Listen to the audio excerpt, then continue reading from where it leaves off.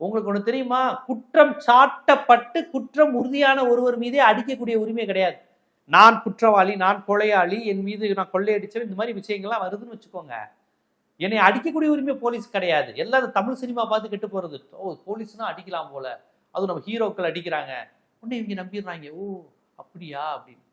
அப்ப இந்த அம்மா எவ்வளவு ஓப்பனா ஒரு ஸ்டேட்மெண்ட் கொடுத்துருக்கு பாருங்க. மேலதிகாரி சொன்னாங்க. அப்ப கிட்டத்தட்ட என்ன அர்த்தம்? மேலதிகாரி முடிச்சிருன்னு இருக்காரு, மேலதிகாரி கொலை பண்ணிருன்னு இருக்காரு. என்ன காரணம்? யாருக்கான ஆதாயம்?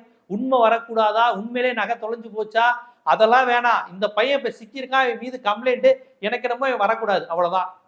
இனி இவன் உயிரோட வர வேணாம் அப்படிங்கிற அளவுக்கு அடிச்சிருக்கிறாங்கன்னா, மேலதிகாரிக்கு என்ன தனிப்பட்ட வன்மம், அல்லது மேலதிகாரிக்கும் அந்த கம்ப்ளைண்ட் கொடுத்த அந்த 2 லேடிகளுக்கும் என்ன அப்படி ஒரு தொடர்பு, என்ன விஷயம்? அந்த ரெண்டு லேடிகளுக்கு கொடுத்த கம்ப்ளைண்ட் இவ்வளவு வீரியமா எடுக்க என்ன காரணம்?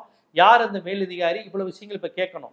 அது மட்டும் இல்லாம இந்த அம்மா கொடுத்த வாக்குமூலத்தையே மிகப்பெரிய வாக்குமூலமா காவல்துறை சீர்திருத்த சட்டத்திற்கும் மறுவரையறை செய்வதற்கும் ஒரு விஷயமா எடுத்துக்கலாம்.